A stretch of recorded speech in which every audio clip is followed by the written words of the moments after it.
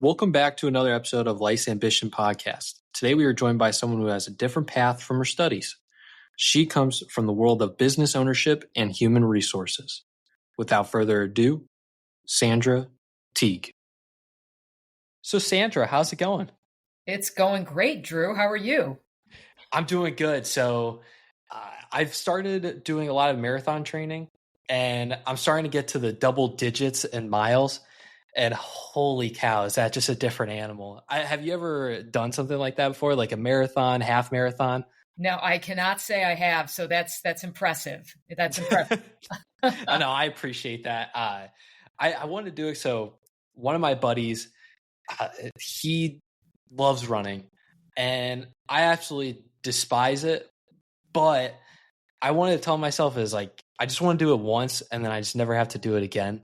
And I think it'd be just such a cool bucket list item to check off. There you go. So that's why I really wanted to do it. But, that's just a little bit about what's going on in my world. I love to kind of dive right into yours because the HR world is so complex and ever changing and evolving. And I just kind of want to know, what made you want to get into it? Well, that's a funny question because I never in a million years, if you had asked me this when I was in college or whatnot, never in a million years thought I would be sitting right where I am today. So, and I think that sometimes that's true of a lot of people. They kind of fall into HR because they have a certain skill set. They don't necessarily aspire to it from the beginning. And what do you mean by that? Like a certain skill set? Well, I think that, it's interesting because I think sometimes people go into HR because they think they're people oriented. And I hear people say a lot of times that they say, well, I went into HR because I want to help people.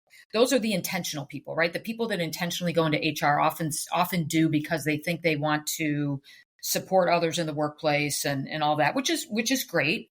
But I think the HR function, generally speaking, is a lot more than that. I mean, certainly helping people is a key component of it, but HR is, to your point, it's very, very complex these days. There's a lot of compliance associated with it. There's a lot of technology associated with it. You have to make sure people are paid correctly. There's a lot more to it than just helping people. So, yeah. Is that what you did at the beginning, is think that it was just all going to be about helping people? And then as you went on through this career, you just learned more and more about the complexities? I think I got into it more from the perspective of how does the workplace work? That was kind of my interest. And by how it works, meaning, how do companies find talent to run their organizations? Because part of my career, I was in the temporary staffing business. I was providing companies, basically selling companies and the idea of using temporary labor. So, you get into the conversation about, well, why am I going to use temporary labor? And this is back when, temp agencies were kind of new. It was a newer thing. And the thought of bringing a temporary employee into your business was not, like today, people have, temp agencies on speed dial, right? It's just, they just, without a second thought, they'll say, well, we'll just bring a temp in to do that. But is that just contract work?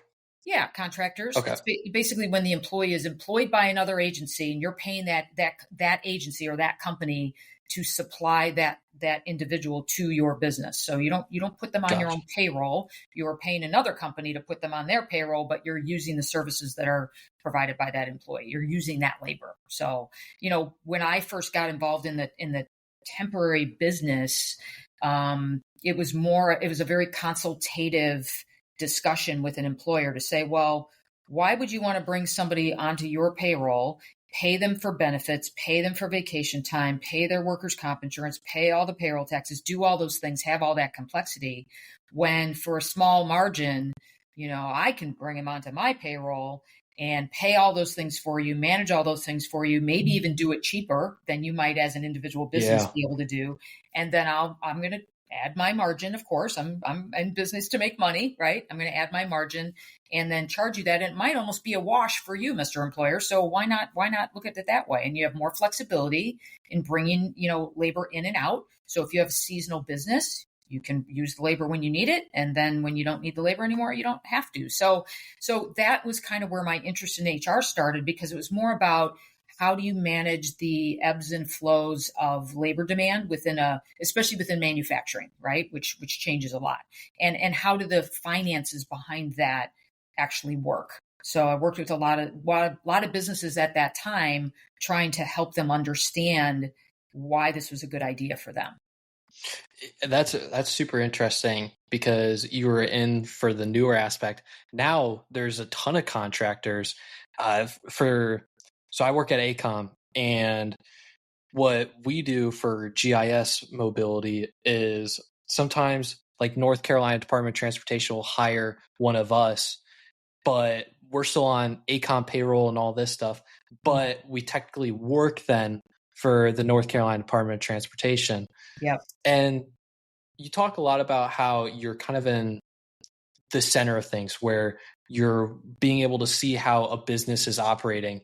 And correct me if I'm wrong, but I think a lot of businesses are the business administration, the HR department, and the IT department, I'd say, are probably the big three. And if there are more, please feel free to share. But everything revolves through you guys, especially when it comes through finding the talent, making sure all the workers are compensated what they need to be. Can that be, like, stressful to manage all those components? Well, I think, to your point, the business relies on HR specifically. They rely on all those back office departments, but the business relies on HR to provide the resources they need to run the business. So if HR isn't doing its job in terms of identifying the right talent, getting that talent brought in, helping to hire that talent, making sure the talent is trained, make sure they have the resources they need to do their job, make sure that their performance can be evaluated, make sure they have career paths and development opportunities. If HR doesn't do all those things, it's going to be harder for the business to operate. So, sometimes it's a little bit thankless because we're behind the scenes, but truthfully, the business simply can't operate without that kind of support. So, and I find that very rewarding. We look at I call it the employee life cycle. So HR is responsible for the entire employee life cycle. So some of those things that I just mentioned, including at the end, moving people out of the organization. And I've been doing this long enough that I've seen a lot of economic cycles. And we're coming out of a time, and some would argue we're still in a time where, depends on your industry, where it's difficult to find employees. Unemployment's very low. So we're in a situation where some employers are having to poach employees from other competitors to try to bring in the resources they need. But I've also been in cycles where the economy is in bad shape and companies have too many, their headcount is too high, their labor expenses are too high, and they're in situations where they need to downsize, reduce their headcount. And I've been, unfortunately, in a situation where I've had to help companies work through those situations as well. So, the life cycle, the life cycle is still the same, right? You bring people in, you train them up, you evaluate them, and you move them out of the organization. But the different components of the life cycle will vary based on economic conditions, based somewhat on generational demands. So, you've got different generations in the workplace. And one thing that's very important to the younger generation right now is that their employer is providing them with development opportunities, career advancement, the opportunity to learn new things. Whereas, the older generations are like, hey, I want a company to provide me with long-term employment. People would stay with companies for 30 years. Well, that's becoming unheard of. That's an anomaly. Yeah, exactly. It's very unusual. I mean, I see people say, well, they'll look at a resume and say, well, this person's been here for 10 years. Like, what's wrong with them? So it's just interesting how different generations view the workplace very, very, very differently. So HR has to react to that too. So, as we're looking at that life cycle, which again, life cycle stages haven't changed, but the emphasis on those different the different components of the employee life cycle has definitely changed and will continue to change. Yeah. And I'd love to break down a few different things there.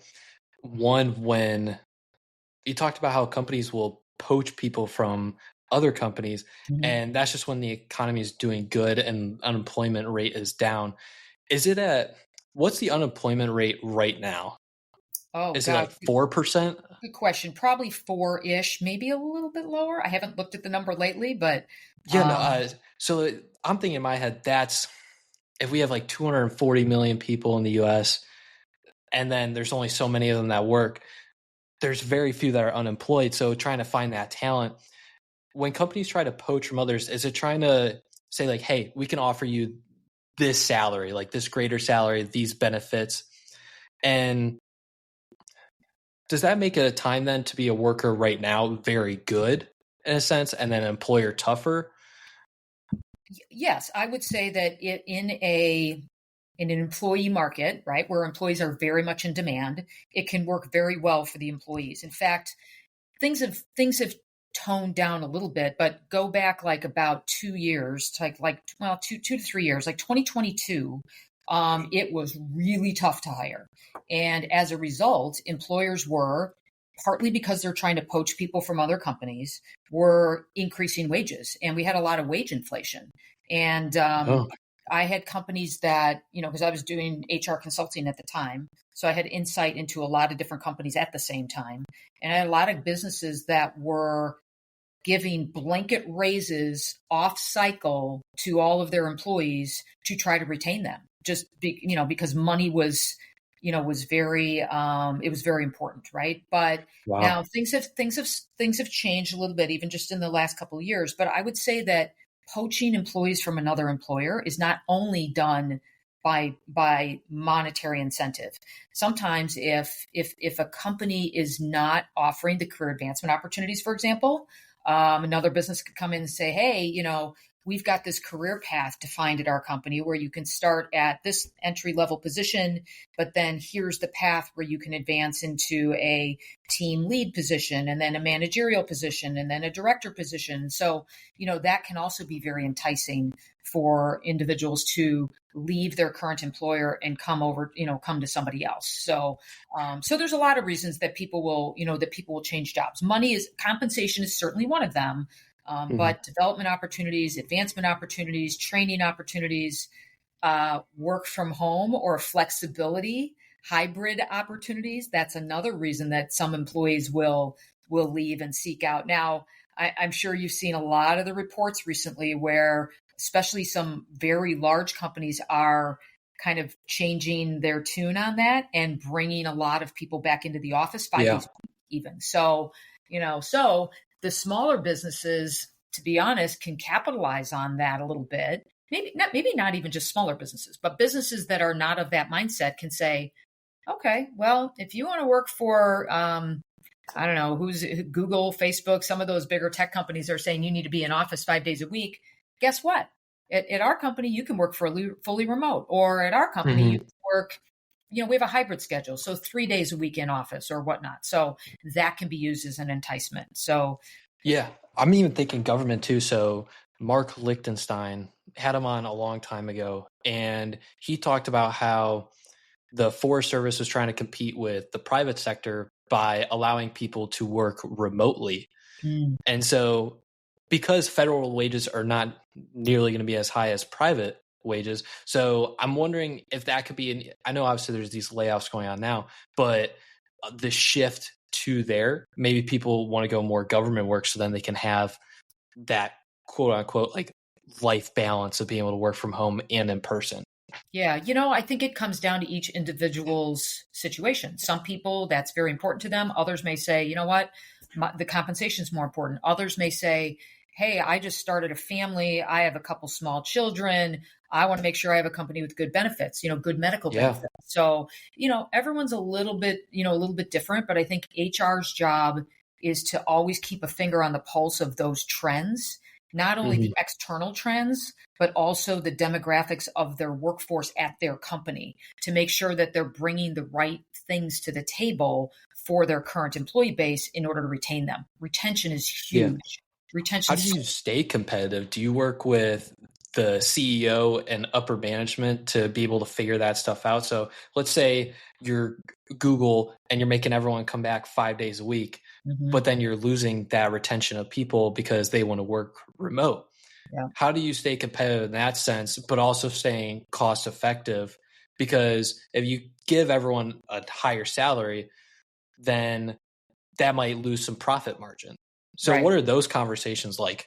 So I think it's, that's a very strategic question, right? And it's not just something that HR answers. HR can contribute to that conversation, but it's really a Okay. business strategy question. So, because Gotcha. all those factors you talked about are important, right? Like what if, as a result of this policy, whether it's in office work or whether it's, I don't know, vacation policy, or whether it's whatever, pick a policy, right? A company could institute a policy that's going to be unpopular with their employees.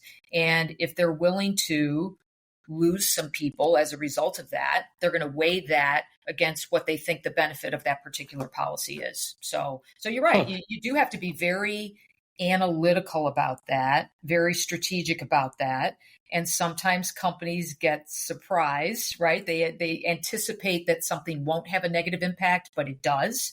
Or sometimes the reverse happens, right? They implement a new policy and people love it, and that's a boon for them. So yeah, I think that's those kinds of discussions where HR is part of the broader business discussion, I think can be very rewarding in the HR field, at least for somebody like me and a lot of HR professionals, right? I was about to say. Yeah, they want a seat at the table. Mm-hmm. So it's probably super exciting for yourself right now to be in this space, because there are these policies where everyone's going back into work, but people also want to work from home. And then this will affect compensation in certain areas, but then you can also add on maybe someone gets more PTO based on them coming back. So what is there a sense of excitement with a lot of people going towards the HR sector of things now, because it is evolving so much? Mm-hmm. Yeah, I think, like I said earlier on, I think people find themselves in HR for a lot of different reasons. It's also interesting because HR professionals kind of can fall in a couple of different categories. You've got HR folks that work for larger companies that oftentimes they'll specialize, right? They might specialize in training and development, or they might specialize in benefits, or they might even specialize in recruiting or in payroll. And that might be the entire scope of their role, because they work for a company that has a tremendous need in that particular area. So some HR folks like that, right? They want to specialize. They want to be really in the weeds on a particular thing. Other HR professionals, and I'm more in this camp myself and have been over the course of my career, they're more of a generalist, right? So if you work in a smaller company, a lot of times there's, the HR team could be one. It could be a team of one. Or maybe two or three, it's a lot smaller. So then every person on that team needs to know a lot more about a lot of the different components of HR, because back to my comments about the employee life cycle, we're managing the entire thing. We're not a specialist managing only one piece. We're managing the entire employee life cycle. So that a very traditional role in HR, and I'll call it like maybe a little bit above entry level, but as you start getting mid-level, is what's called an HR generalist. So that's somebody that is expected to be able to do all of those things, all of the things that they need. Yeah. Where did you start? Like, did you graduate with an HR degree in business administration, or how did you kind of progress through your career? Yeah, To totally backtrack a little. Yeah, no, absolutely not. I did absolutely not start in HR. I started with a computer engineering degree. It's a little different.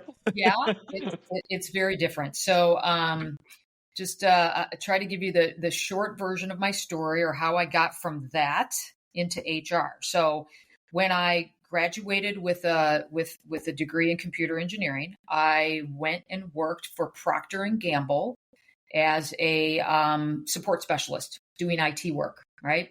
Yeah. And although I never really wanted to go to work for Procter and Gamble, because I wanted to be involved in small business. And my Procter & dad, Gamble's huge. Yeah, huge. exactly. A great Exactly. company to work for too, if Probably like you want Fortune big 50, exposure. Fortune. Yeah, they're an enormous company, right? Yeah. So, but my dad gave me the advice at the time. He said, if you want to be involved in small business, you need to know how big businesses tick, right? So he highly encouraged me to go work for a big company, which I thought, okay, that's fine. So I did. Went to work for Procter and Gamble, and quickly though, knowing that I wanted to go into small business at some point, realized that my engineering degree was a little bit narrow focused, and I went and got my MBA very early on in my career because I just felt like I needed that broader business training. So, absolutely no regrets. Was probably the best decision I made was to go and get that done. In fact, Procter and Gamble paid for a good part of that while I was working there, which is great. Awesome. Big company Awesome. benefits, right? You got to love that. And then after I completed that, I went to work for my dad's small business, which was a temporary staffing agency. So that was my first foray into kind of getting more into the workplace realm. So I wasn't doing HR work. I was, like I described before, I was selling temporary employment services to other companies, but it got me into the workplace a little bit, got me thinking about the workplace. And then from there, another right turn. I discovered that the companies that I was encouraging to bring labor into their workplace on a temporary basis by buying from me said, we don't want to bring people into our workplace. We don't think that's a good idea. We want to send our excess work out to somebody else. Mm. So I thought about that. I said, well, okay, if they don't want to buy my temporary labor, why don't they send the work to me? I'll buy the temporary labor, bring it into the workplace, get the work done, and then send it back to the company and charge them a fee for that. So I leveraged my engineering skills to do these time studies on how much I should charge for these projects. And the projects were like packaging work, right? Like assembling things Yeah. into boxes and stuff like that. So very basic, didn't require a lot of equipment, really basic stuff. Mm-hmm. Required labor that was not highly skilled. And I used my engineering skills to price out the work. I used my employment, my understanding of temporary labor to bring in the labor. And then I went out and sold these services to companies that wanted to send the work out and built a business around that for about 10 years. Wow. And at that time, I sold the business, successfully sold the business to a competitor. And Way to then find a market niche like that. Holy yeah, cow. and it was very narrow. It was very cool. I sold mostly to commercial printing companies that needed to put their printed products together in some way. So it was a great run. And then Congratulations. thank you. But my dad, who was in the temporary business at the beginning, who I had learned the business from, wanted to retire. So I went back to his business. He kind of stepped back, and I started running his temporary staffing business. So as the president of the company. So it was great. We had intentions of me ultimately buying the business from him. That never really worked out. It's okay. We're still friends. We still do holidays together. It was all very amicable, but it seemed to make sense that to maximize his departure from the business for him to sell to somebody else. So interestingly enough, during the course of running the temporary staffing business, what happened was these companies that were using our temps were constantly calling me with HR questions. How do we navigate this employment situation? How do I stay compliant about this? How do I do these things? And I wasn't in the HR business at the time. I was in the temporary staffing business, but these questions kept coming in. So I just I thought about that a lot. But so my dad transitions out. He sells the company to somebody else, and I went and worked for another temporary staffing company, different type of temps. Instead of manufacturing, it was administrative staffing. So the year was 2008. So you can probably see where this is headed, right? So 2008. I'm basically in downtown Chicago trying to sell companies. I'm bringing in administrative staff. Financial crisis hits, things tank. I get laid off. Okay. So now I'm like, all right, what's next? So I took stock of my situation. I thought, I had all these companies coming in asking me for HR help. I can do that, right? And in the meantime, by the way, it's financial crisis. Everybody's cutting staff. So they're much more inclined to outsource work instead of hiring in HR help. They're going to outsource their HR support instead of hiring an HR person. if I can do it for them on an outsourced basis for half the cost, and they can, to be honest, terminate their HR manager and use me as an outside provider instead, this is a great time to do that. So I hung out my shingle as they so to speak, and thought, well, let's give it a shot. So I pretty quickly got an initial couple of clients and launched my business with that being the core, which is I can provide you outsourced HR support for your small business at less than what it would cost you to hire in an HR manager. And I was also providing payroll services as part of that. And the business took off, and it did great. I mean, don't get me wrong. It was more challenging than what I'm portraying it to be.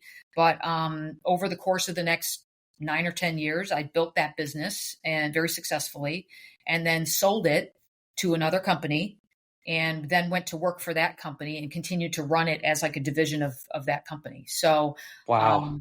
So it was, so it's interesting because as an HR consultant and dealing with so many small businesses, literally hundreds of businesses over the course of that part of my career, I got a lot of really good insight into the pain points, what works, what doesn't work, the kinds of things that impact an employer's success or failure with how they run their workplace. So it was great. So, but eventually, about 2 years ago, I decided, you know what, I want to get off the consulting merry-go-round, and I want to go, instead of telling other people how to do HR and how to run their workplaces, I want to go work internally for a company as the head of human resources, which is what I do today. And I've been doing that for the last couple of years. So I get to really dig in deep and practice a lot of what I've preached, over the last, the prior years as an HR consultant.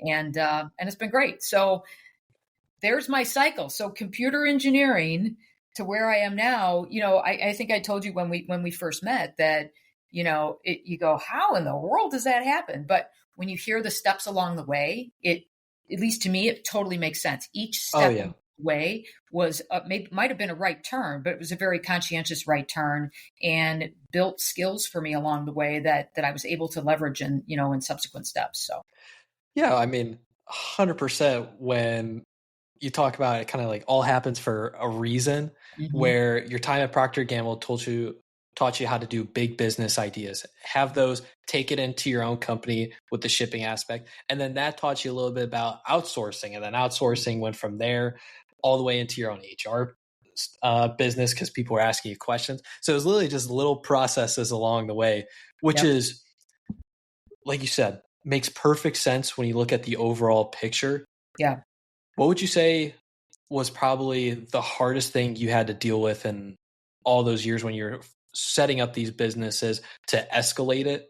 And then how do you even deal with and then I'm going to add another point to it, is like with the '08 crisis, when it's really hard for small businesses to kind of get off the ground and you're selling for a cheaper price than buying an HR, like what made you think about that idea altogether? Because it was a really tough time. Mm-hmm.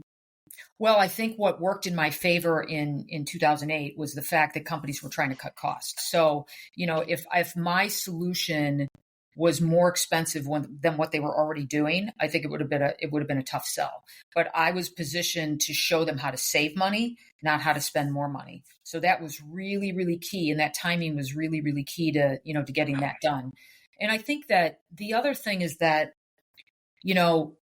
being in small business, which I think is, I consider myself a small business junkie. Like I love it so much, but you have to be able to sell your ideas. And when I first left Procter & Gamble and first went to work with my dad selling temporary employment services, my dad was a career salesman.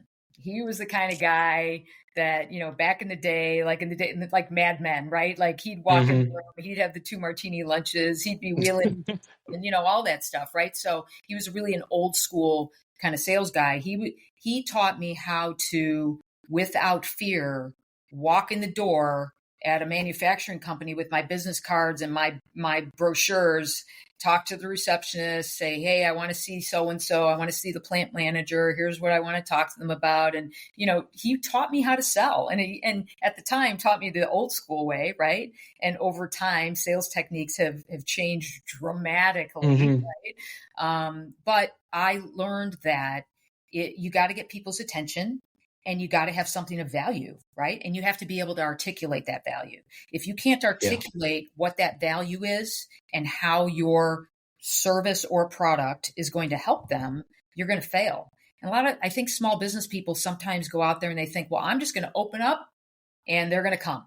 But that does not happen. You have to be very intentional and very assertive, very aggressive about getting your name out there and networking to get yourself in front of people that might potentially and hopefully eventually need your services. So, so it's hard. It is hard work, but it's also very rewarding. So I think the learning, anytime anybody who wants to open up a business asks me a question about that, I say, you've got to be willing to sell.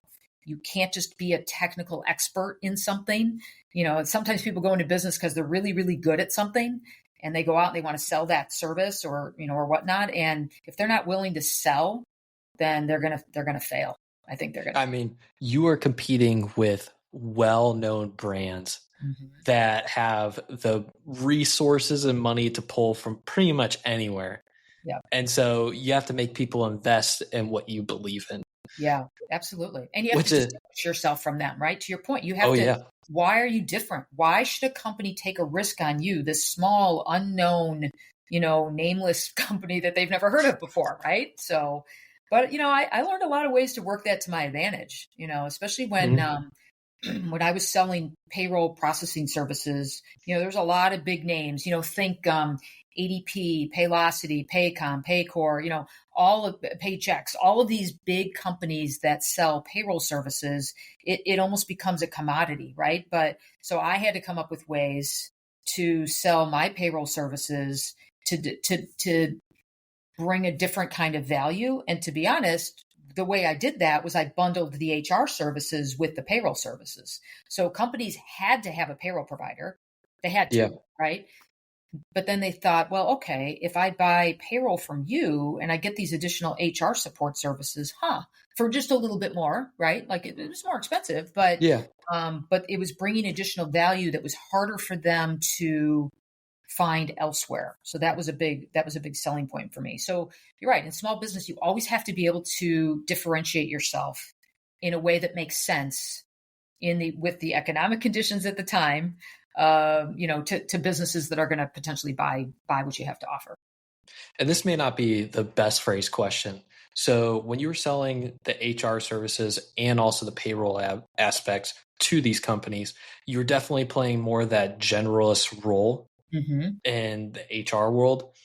When do you become more of that specialist and when do you become more of that generalist? I know you said as you move up, you become more generalist, but let's say someone's just starting out, should they try to specialize in one thing, whether that's payroll, benefits, stuff like that, or should they try to learn bits and pieces of everything, if that makes sense? Totally depends on what their ultimate goal is, because you can build a fantastic career either way.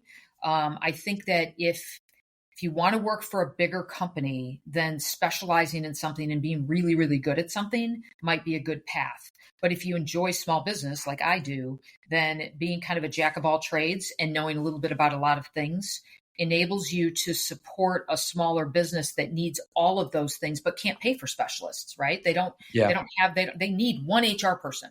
So if that one HR person has very diverse skills, then that person is going to be very attractive to them when they go to hire an HR manager or a director of HR or whatever level they're going to hire at.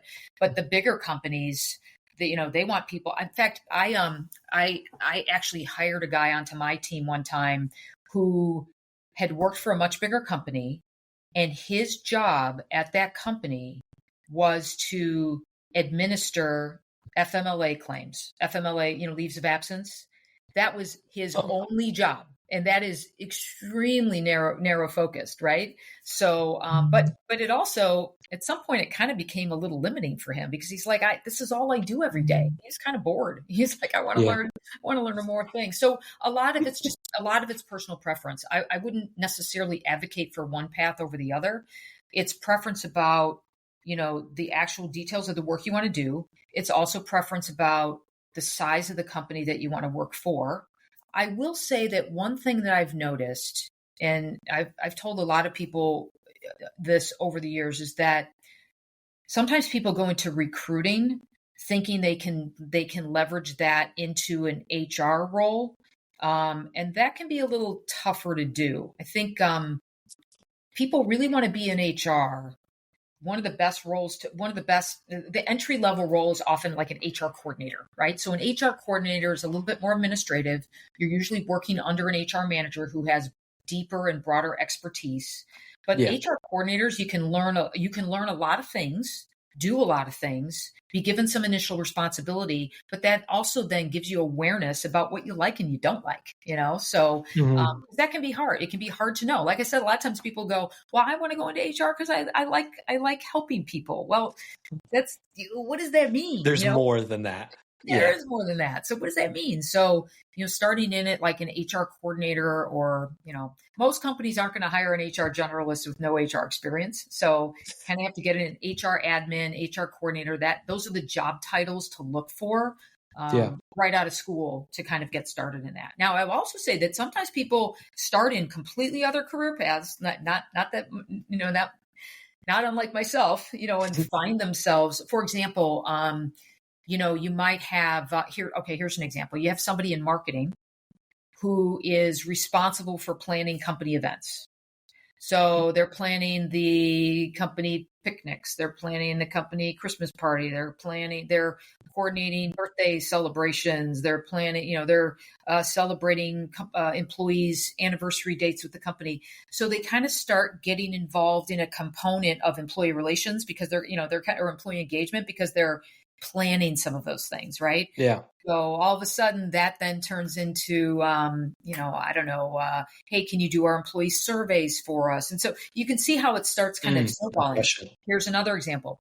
You have somebody in accounting who then is given the responsibility of like, okay, hey, you do our balance sheet and our income statements and our tax returns, but can you run our payroll too? So now all of a sudden you've got an accountant who is starting to get involved in getting people paid. And as part of that, maybe some record keeping or workers' comp coverage for those employees or benefits for those employees. So now this accountant is moving closer and closer into the HR realm. So, those are, or you could have a frontline supervisor who is very involved, who maybe has a lot of direct reports and gets very involved in doing performance evaluations for those direct reports as a supervisor. But then you say, well, hey, supervisor, some of our other supervisors aren't really good at doing performance evaluations. Can you work with them and show them how to do it? Right. So now all of a sudden, so that's how HR sucks people in, from these other. It's little tasks, like very little things that can represent the HR world. Yes, exactly.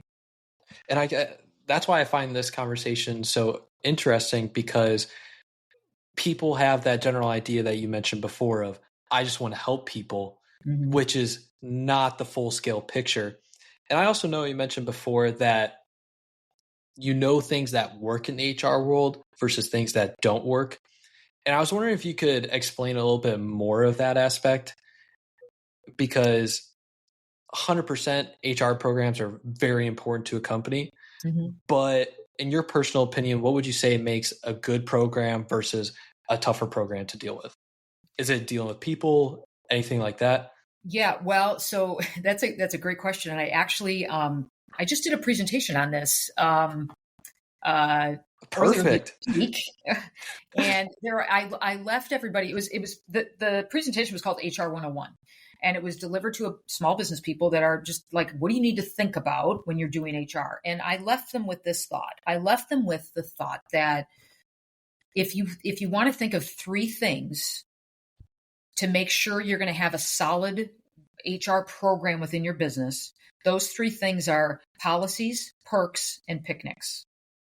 So policies are the structure of your business, how you structure the business, what your hierarchy looks like, what job descriptions are, what jobs everybody does, what job titles, who reports to who, what does your employee handbook look like, how much vacation time do you give, how do you submit and receive expense reimbursement. So, policies collectively are kind of all the structural things that you need to contemplate to make sure you have a sound or an organized workplace.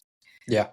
Perks are the things that employees get from working for you, monetary and non-monetary. So, the compensation that, what you pay them, the benefits that you offer them, the training and development that you give them, the flexibility that might be part of their, we talked before about the hybrid workplace versus office 5 days a week, right? So how you what your strategy is on that could be kind of fall under the perks category. So perks are the individual benefits that an employee gets from working for you.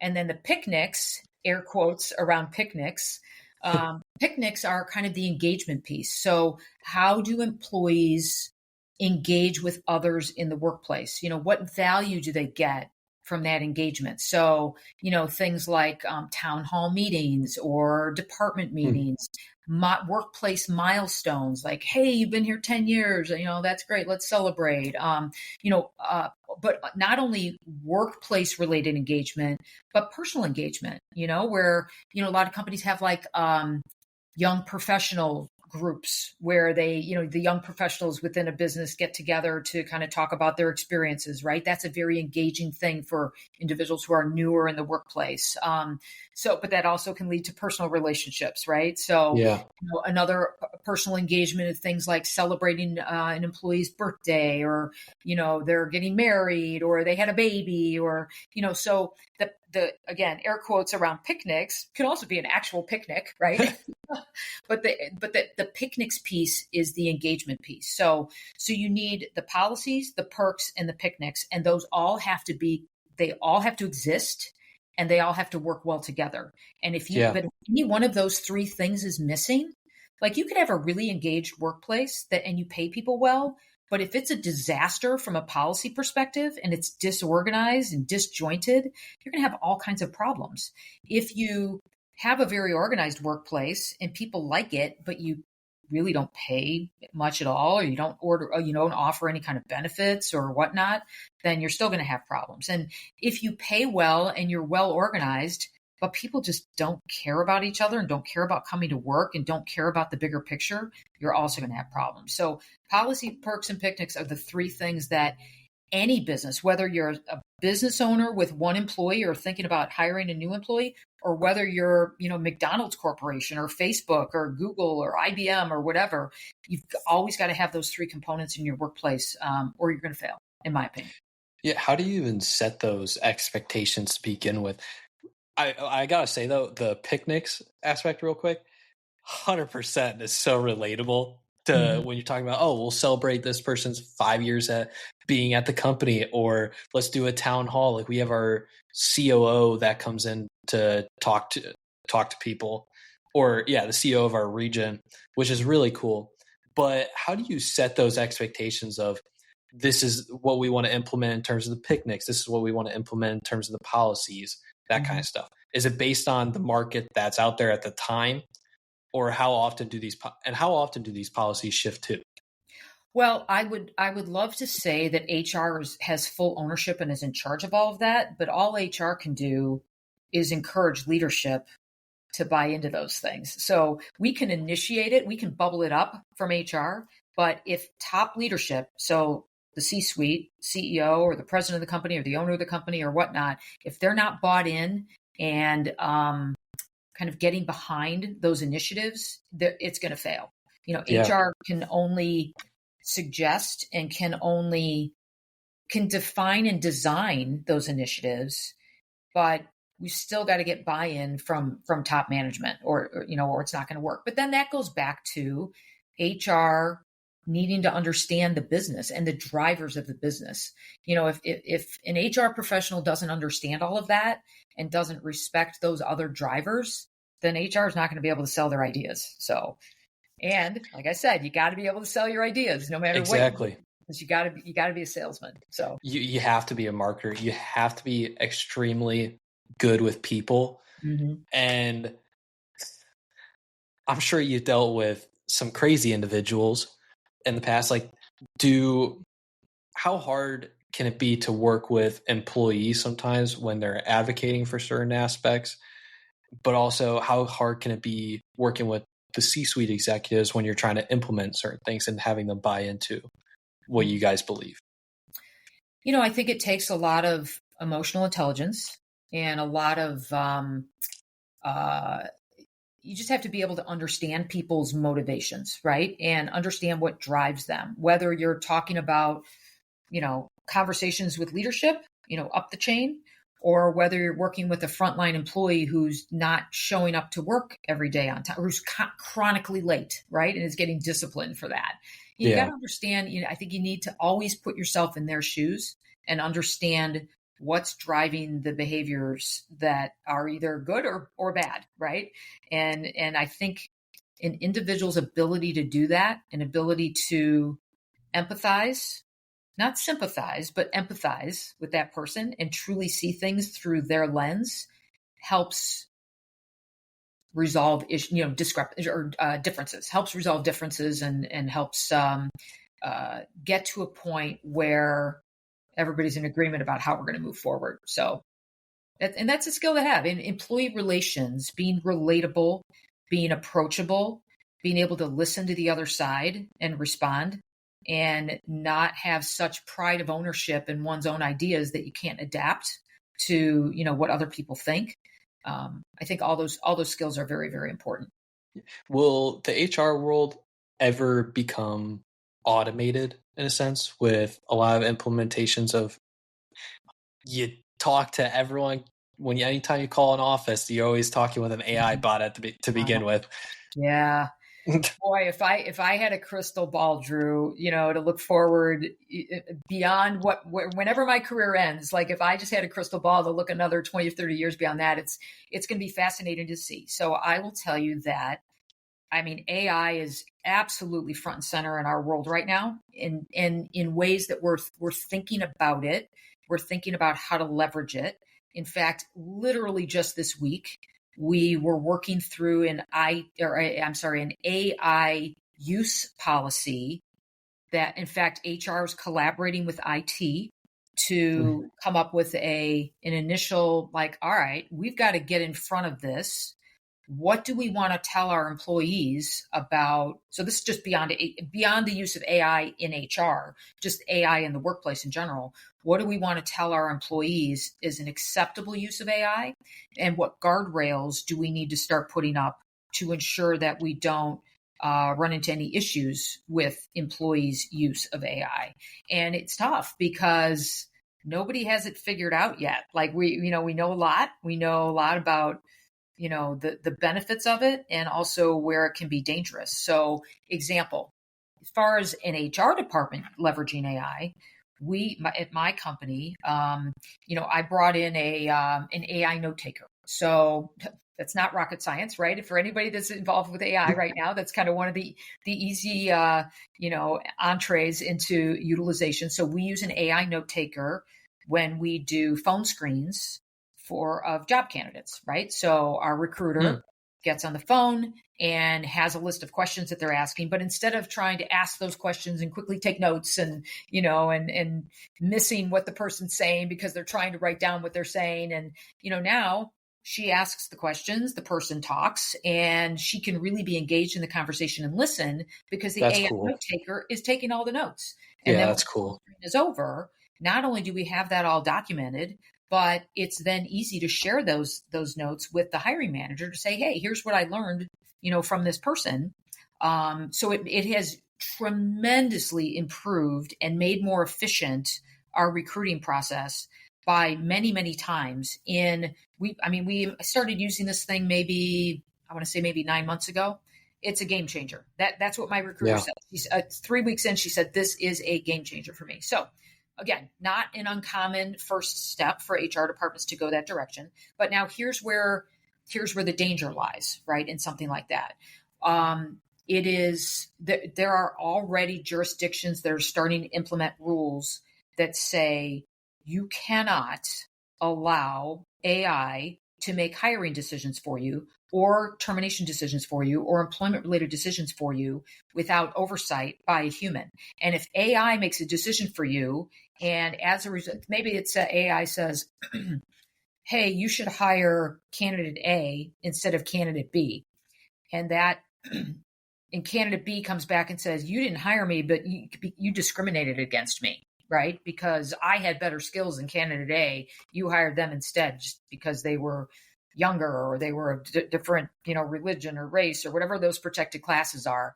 You cannot, as an employer, hide behind that and say, well, AI told me to do it, right? The employer is still accountable. The employer is still liable for those decisions, even if they are guided by an AI bot or something like that. So we have to be super careful about that.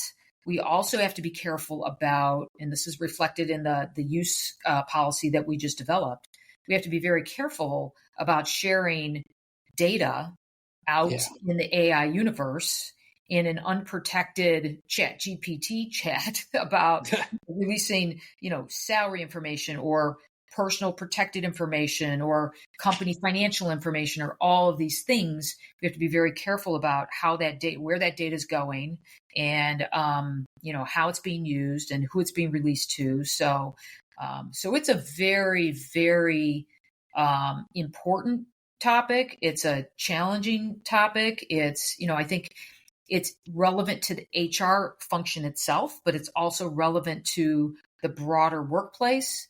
And HR needs to help define what that's going to look like across the board to ensure companies are protected. And I'm telling you, we're going to have to, we're always revisiting policies across the company, usually, on an annual basis, for example.